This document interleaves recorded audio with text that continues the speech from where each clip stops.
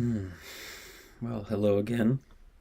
If you are watching these, I know at the moment there are zero uh, views on most of these videos, but if it so happens that people start watching these, that would be pretty cool. And welcome back. This is part 8. I'm going to set a timer. We'll go for 30 minutes and see where we're at. Yeah, so it's been a month, maybe a little more, since I last did one of these, but I did reread everything up until here where I stopped the last time.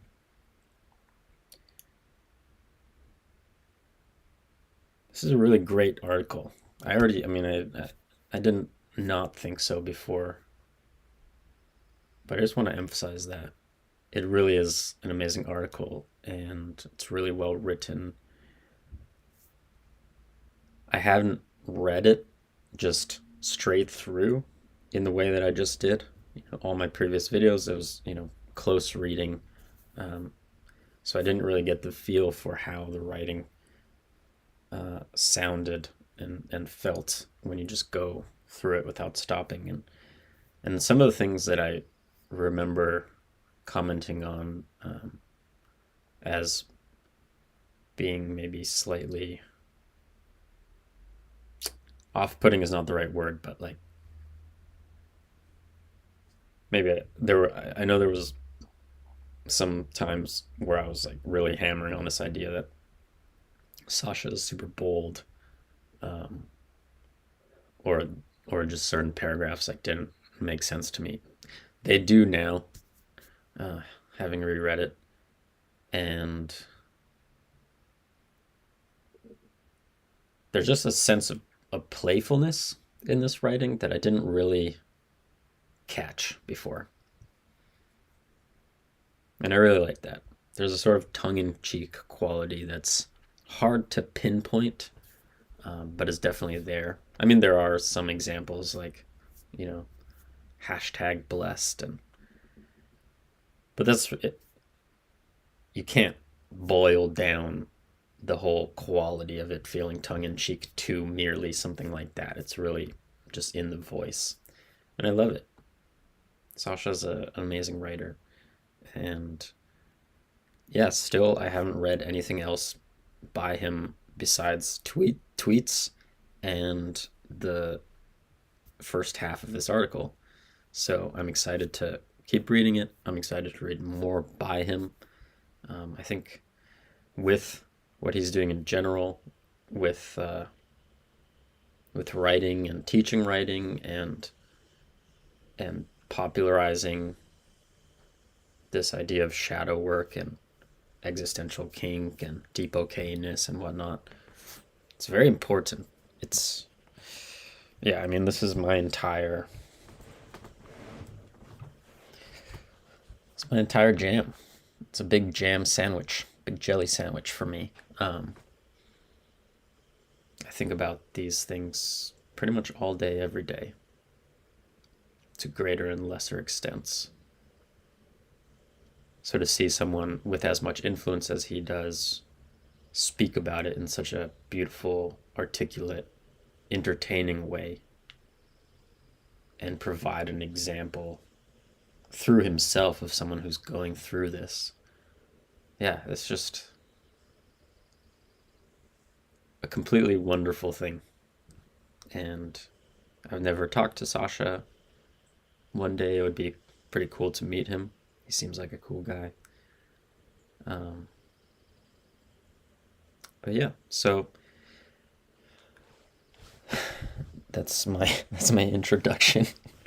um, but let's get back to reading it. So as before, I'll just read and I'll highlight things and talk about things as they occur to me. So yeah, here we go.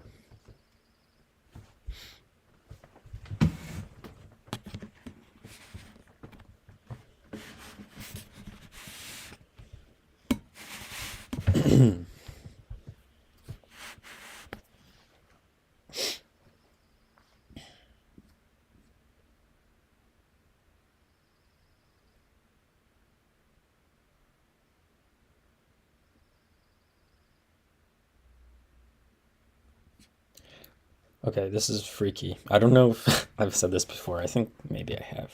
That there are some way, there are some like, there's a frightening amount of ways in which I find myself similar to Sasha, and just in terms of interests, um, life experiences, work that we've done, and then here,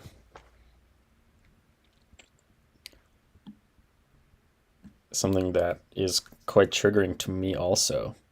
Um, it has long been the case that anytime, I don't know why. Well, I do. That's not true. I do know why. I've explored this quite a bit. Um, but it has long been the case that whenever I live by myself, I cannot stand to spend money on making my space beautiful or comfortable.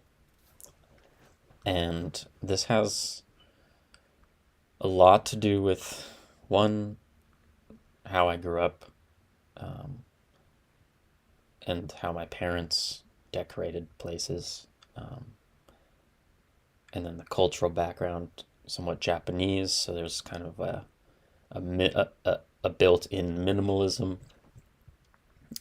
that I grew up with. So it's easy for me to just not think it's necessary to have much furniture and art and whatnot. Um,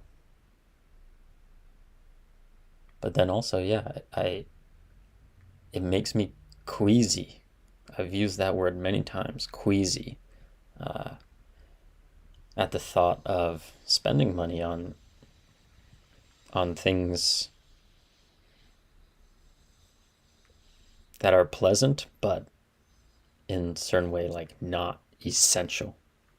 This is true also for like going out and having nice meals. Ironically, I really like to go out and have nice meals, and I love to pay for other people to join me uh, in those experiences. But I feel very gross, like very gross, at times so gross that I've had mild anxious breakdowns when I'm the one receiving such a gift. Yeah. So, anyway, I relate to this a lot.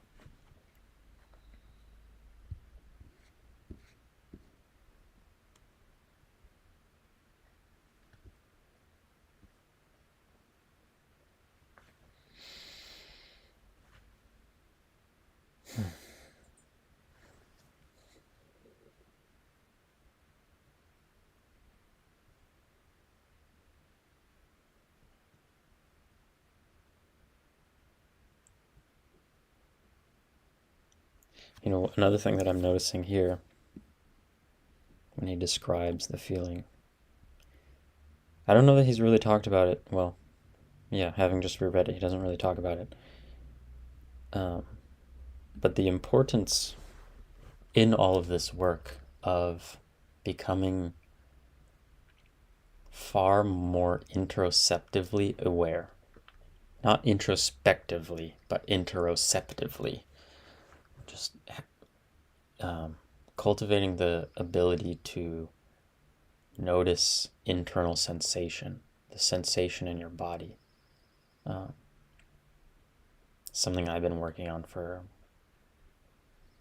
explicitly working on for like 4, 5 years now, through somatic meditation, through nervous system work, dance.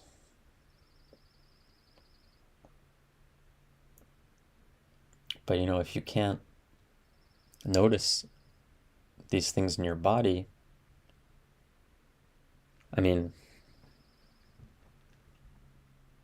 it would be like, you know, if you're trying to do CBT and you try to notice what thoughts you're having, and you just can't notice any thoughts. Like, it's just blank in there. They may very well be happening, and you just have this inability to recognize them, right? And you can't do CBT work. You can't identify the fact that you keep telling yourself that you're a piece of shit or something like that.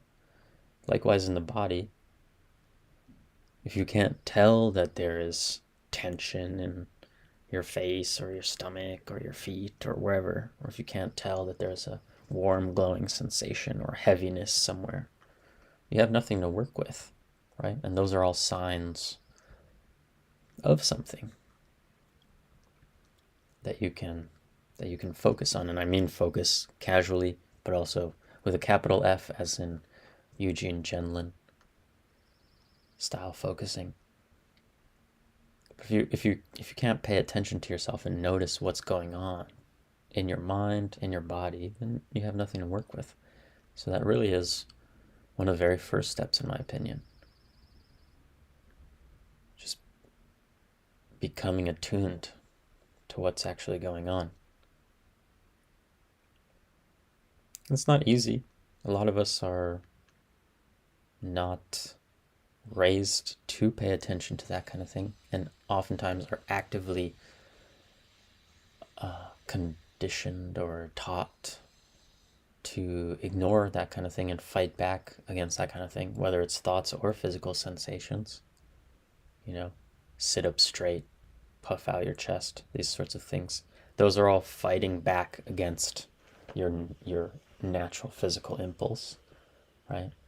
Or tuck your tummy. Those are all an imposition of tension onto your body. So if you walk around with your tummy tucked and your chest puffed out, you're flexing your body in a way that makes it really difficult to just notice what your body actually feels like. Or if every time you have a thought that's sort of negative, you're like, no, that's wrong, I refuse to think that. You're just going to get years and years and years of practice to that until, you might not notice you do it anymore, and two, you have many years of conditioning of that sort of mental muscle acting against your actual reality. Not to say that you're fighting back against yourself isn't also real, because it totally is, right? That's what protectors are, managers, parts in IFS terminology. But yeah, I've just been impressed throughout reading this.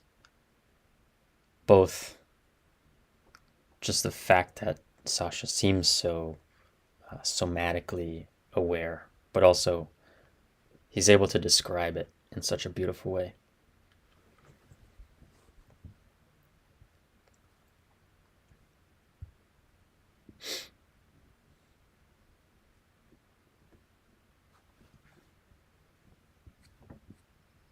On a writing note, I love this little thing here. It's such a speaking type of thing to say, most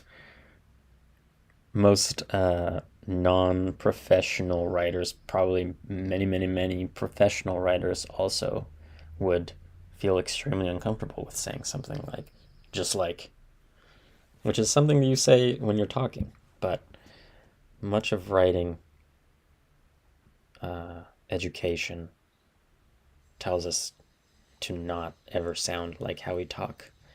And it's unfortunate, because it's just it's another arena in which, just as I was describing about, learning to hold your head high, puff out your chest, tuck your tummy, shoulders back, that sort of thing, or fighting back against your thoughts. When it comes to writing, that's a version of expressing yourself. And we're taught to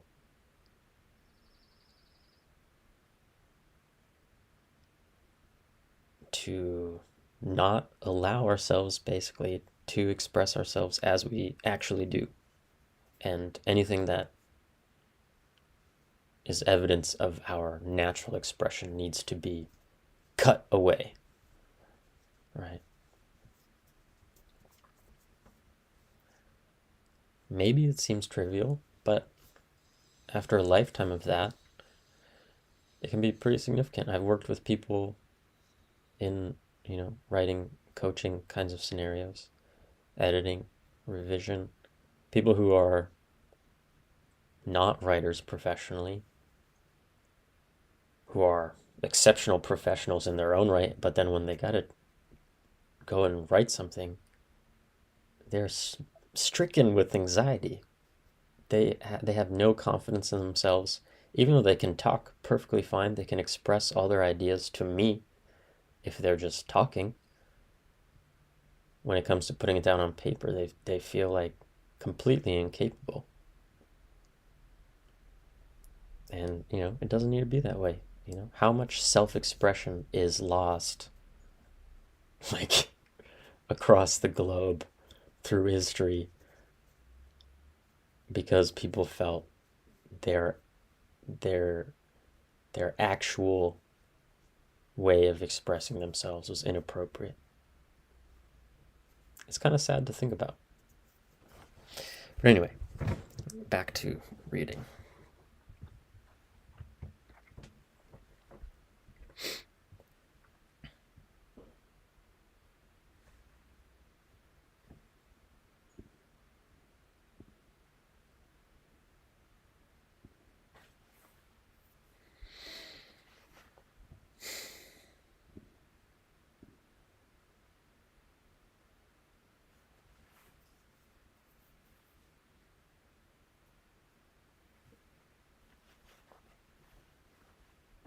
I gave that dirty little kid a hug and told him that it was okay. Again, my Twitter name or handle. I don't know. How do you even pronounce it? I like to say demon hugger.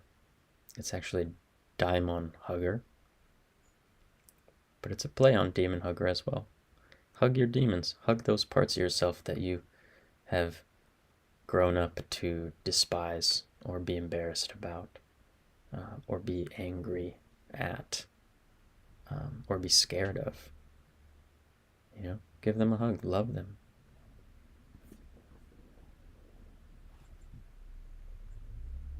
It is cliche, but especially in the last couple of weeks, as I've been doing some very intense self-reflection, I find myself finding my own way to cliches. I'll be thinking about my life and how things have happened and how things have worked out or not worked out and what my feelings and thoughts about things have been, and piecing things together, and suddenly I'll have this insight, a light bulb will go off and I'll articulate it to myself and be like, oh wait, that's the most cliche thing ever. But that's okay, cliches are not bad. But I think my understanding is coming to be that cliches are really only, the power of them is that they are an idea that we come to of our own accord. They're not meant to be, they're often used in a sort of prescriptive way, as advice, but I don't think they work that way, at least not for me. They're really powerful when you realize them for yourself, and then you realize that it's a cliche. But if you just hear it's a cliche and then you're like, I'm going to try to live according to this cliche, it's just another way of it's like putting an idea on a pedestal. And when you do that, it can lead to ignoring your own thinking and your own feeling and discrediting your own perspective on things in service of living according to, this idea. Yeah. So yeah, cliches are powerful, but they're symptoms, for lack of a better word, right now.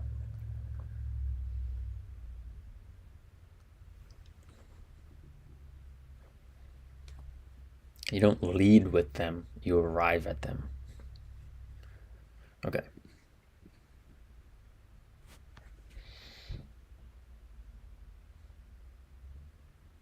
Hmm. Yeah. The inner space created between me and the dirty kid. That is one of the powers of parts work, or yeah, IFS and other types.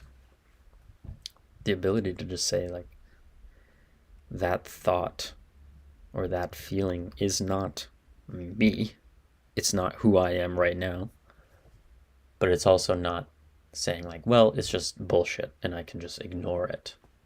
It's a healthy middle where you're like, well, it's not me, it's not who I am, but it is coming from inside of me. And depending on how you conceptualize this, right, if it's IFS as a part of you, um, or like if it's Pia Melody's work, who's more like just simpler, it's just child, teen, those thoughts and those feelings are coming from an old, younger version of yourself, someone who's worth caring about.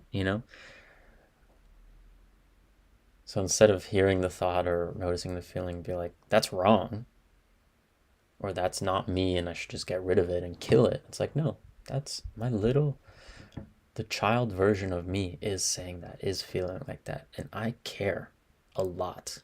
And I want to take care of him. And I want to respond to him or her or whoever with love.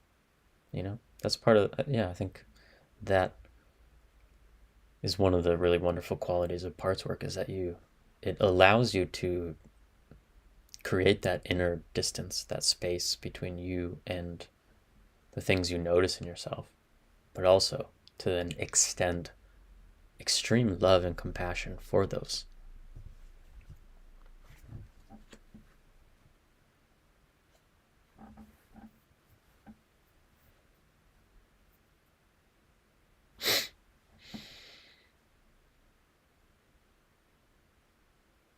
Hmm.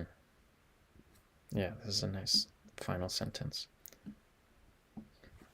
Unclenching let more light into the machine.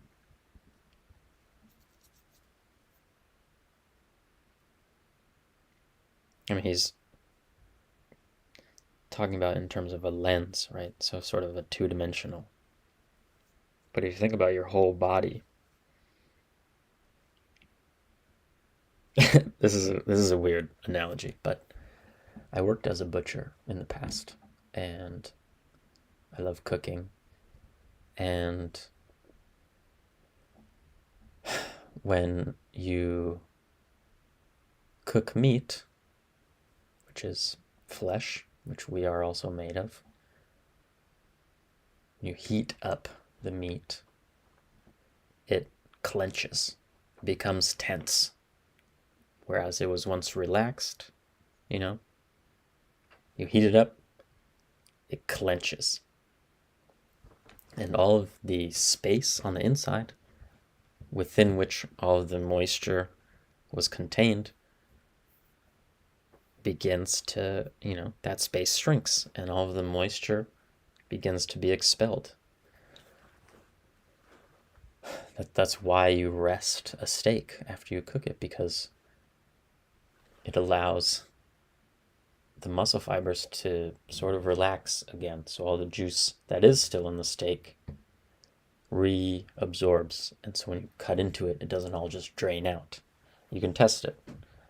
If you just cut open a steak right off the skillet or the grill or whatever, the juice will just drain out and there'll be a pool of red liquid around your steak. But if you let it rest for a bit, there will be far, far less. So, yeah, our whole bodies are like that. When we are clenched, um, I mean, it's it sounds so just obvious to say it, but yeah, when we're clenched and we're holding tension throughout our entire body, our our muscle fibers, let alone every deeper level, contract, and there's less space. We're more dense. Light can't come in, sort of metaphorically, but not metaphorically too. Things can't enter our body. Um, there's no space. You know, it's also harder for things to flow in your body when you're clenched. Feelings like how do you stop yourself from crying, as many of us are prone to do? It's like you clench your throat. You like tighten your face. You have to do something physical to not cry. You have to tense yourself to not cry. Whereas you would otherwise flow, you would choke up, you would sob, tears would flow. Flow would occur if there was less tension in your body, and you stop the flow by tensing.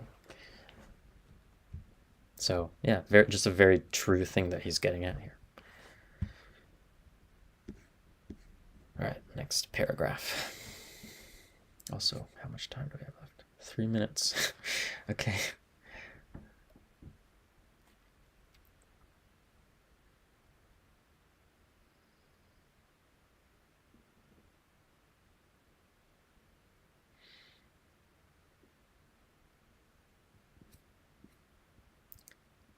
And this thing here makes me think, some of these things, it's like maybe it's not literally true that certain things happened in your childhood, or that you thought certain things at that time in your childhood. But, and this is where, Eugene Genlin work comes into play with focusing. It's like you might remember it a certain way, you might think about it a certain way.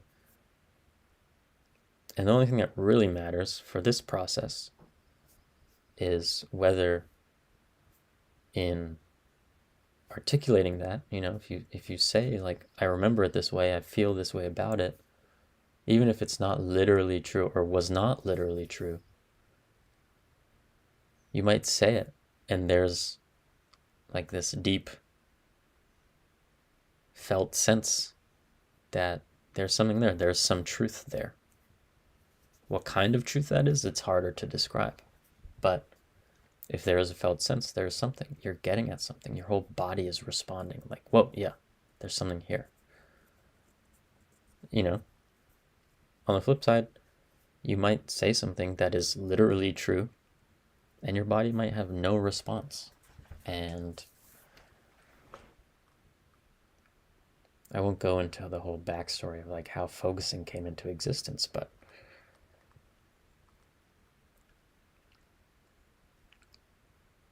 if there is no felt sense response, don't pursue that. That's not where the process needs to go.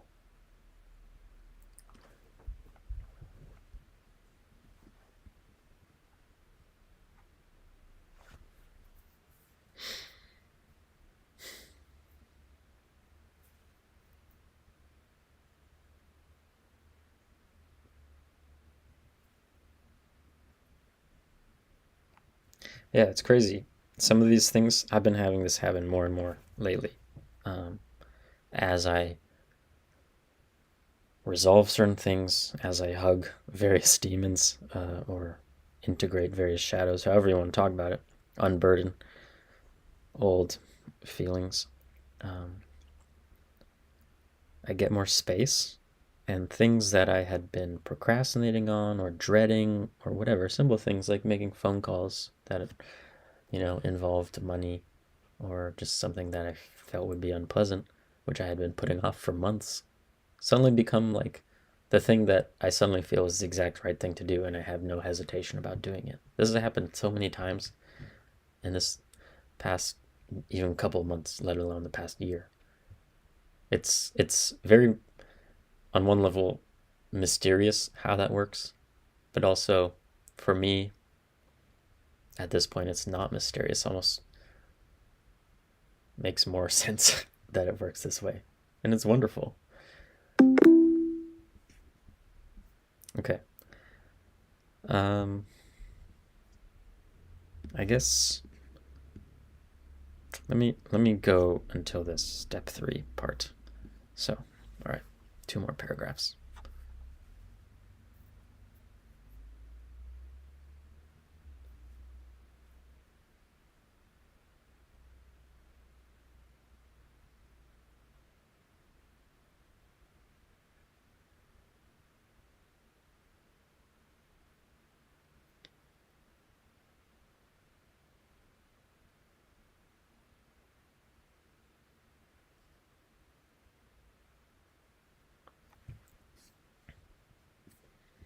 This is an interesting sentence here because it points to something that I think is really important. That sometimes you do have these quantum leaps, these sort of peak experiences, and then sometimes it's much more slow. And I'm actually myself a big fan of the slowness because I do think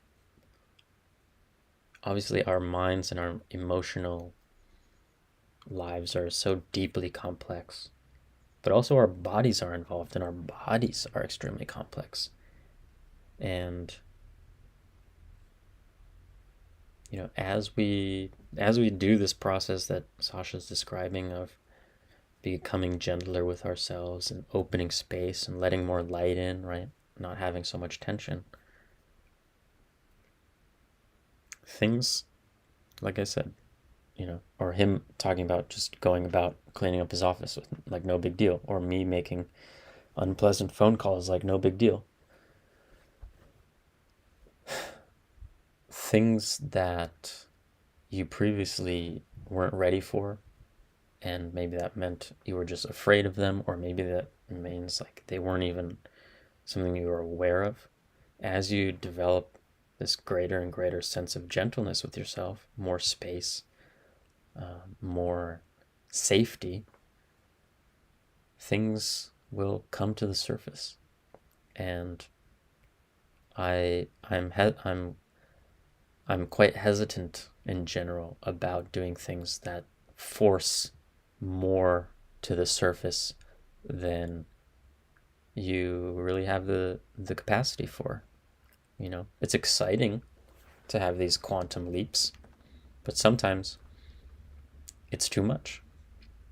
Sometimes you might have some insanely huge insights. If you do psychedelics, you just like see through reality and see the truth about yourself. But then you go back to your normal life and like, I don't know.